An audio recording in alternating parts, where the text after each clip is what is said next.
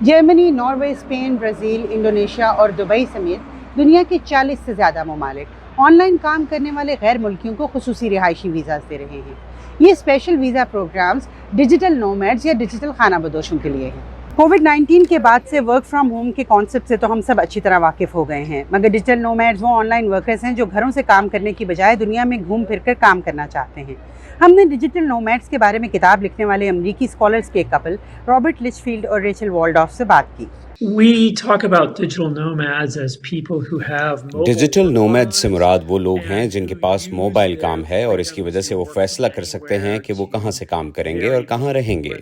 इसमें हर उम्र के लोग शामिल हैं, लेकिन ज़्यादातर लोग जिनको हमने स्टडी किया वो 30 साल के आसपास हैं। The main group of people we studied, I would say, were in their 30s. It's confusing to people who are used to having the lines so clear. ये उन लोगों के लिए समझना मुश्किल है जिनके यहाँ फ़र्क बहुत वाज़ेह है कि या तो आप छुट्टियों पर हैं और कोई काम नहीं कर रहे, या बहुत काम कर रहे हैं, या मुकम्मल तौर पर आप काम पर हैं।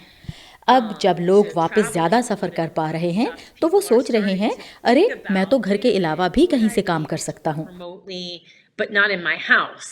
MBO नामी जॉब प्लेटफॉर्म के मुताबिक पिछले एक साल में सिर्फ अमरीकी डिजिटल नोमैड्स की तादाद में 15.5 मिलियन का इजाफा हुआ और कुछ रिसर्चर्स के मुताबिक दुनिया भर के डिजिटल नोमैड्स की तादाद 40 मिलियन के करीब है। इसलिए ज़्यादा से ज़्यादा ममालिक इस ट्रेंड को फॉलो करते हुए ये खुसूसी रेजिडेंस परमिट जारी कर रहे हैं। अलबत्ता एक बड़ी शर्त यह है कि आप उस मुल्क में नौकरी नहीं कर सकते।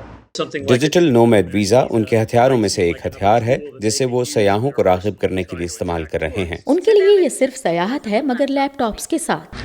डिजिटल नोमैड वीज़ा देने वाले ये मुल्क दुनिया की फेवरेट टूरिस्ट डेस्टिनेशंस में शामिल होते हैं। इनमें से बेशतर ममालिक कोविड के बाद टूरिज्म की कमी की वजह से शदीद माशी परेशानियों में घिर गए और डिजिटल नोमैड्स की सूरत में इन्हें आमदनी का नया जरिया दिखाई देने लगा, क्योंकि मुख्तसर क़याम करने वाले अमीर मुल्कों के सयाहों की बनिस्बत ये महीनों रहने वाले सयाह इन मुल्कों की मईशत को फौरी सहारा दे सकते हैं। लेकिन डिजिटल नोमैड्स को माइल करने के लिए सिर्फ टूरिस्ट अट्रैक्शंस काफ़ी नहीं।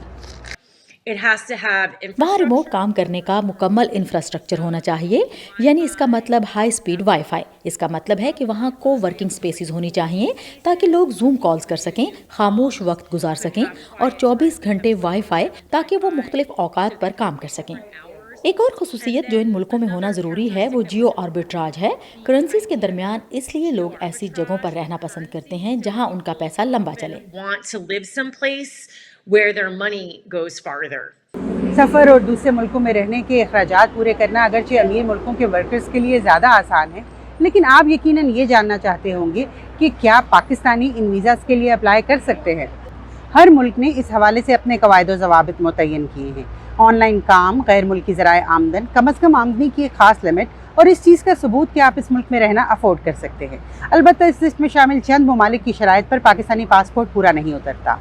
फ्रीलांसर्स में मकबूल ये काम और सफ़र का इम्तजाज अब फुल टाइम काम करने वाले मुलाजमीन में भी मकबूल होने लगा है। I think you'll see आप देखेंगे कि लोग ये तवक्को कर रहे हैं कि उनका काम उनकी ज़िंदगी के गिर्द फिट हो जाए। around their lives. नित नए मुल्कों के सफ़र पर निकले ये डिजिटल खाना बदोश काम के अलावा इन मुल्कों के कल्चर से बहुत कुछ सीखते भी हैं और उन्हें बहुत कुछ सिखाते भी हैं। इनका ये सफ़र शायद आने वाली दुनिया के लिए एक ग्लोबल कल्चर की तश्कील का सफ़र साबित हो। Aiza Irfan, voice of America, New York.